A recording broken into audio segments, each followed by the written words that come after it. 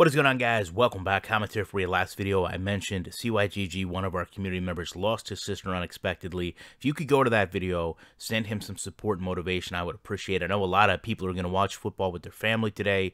More casual eyes on the game. I want to do a very elementary breakdown and really kind of showcase to you how EA doesn't just make a poor football game with Madden 20, they make a poor video game with Madden 20. And some of these things I think are just inexcusable on an next-gen title to not have this type of player logic programmed in the game. So we're going to take a look at T.Y. Hilton here, catch a touchdown, wide open, and we're going to look at this as a football coach. How can I make sure this play happens continuously? Because what also happens in this game is a play like this, where T.Y. runs the same exact route against the same exact defense, the same exact defender, but this becomes an incomplete pass. We have to try to diagnose why.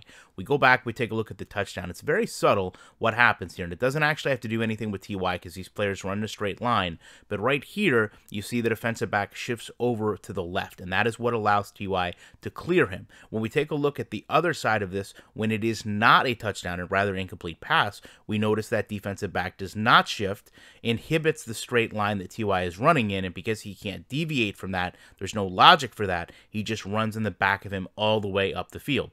Now here, like we talked about, when he does clear him, we know T.Y. is the faster player from looking at the speed. He can obviously clear him and go up and catch a wide open pass. When it happens, it's very subtle, that shift. It's not much that you would notice, but that is all that matters. From going from that to going to this, you have a complete difference in what is an incomplete pass or an incomplete catch versus what is going to be the ability to have this easily be a touchdown, because you've got a much faster player on the field. But in this case, he just can't run around the defensive back because the defensive back did not shift like he did before.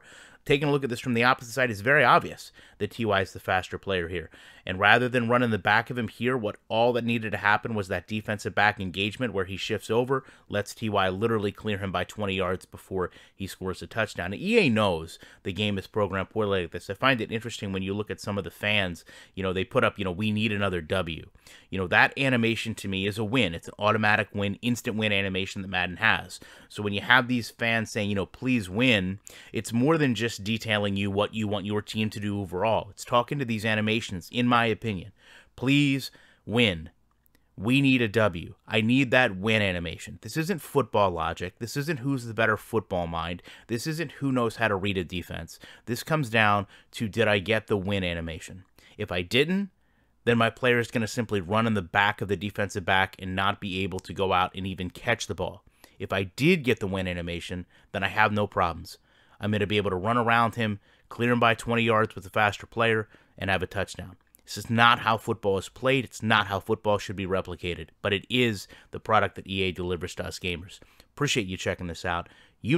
I will be back in the week with more commentary.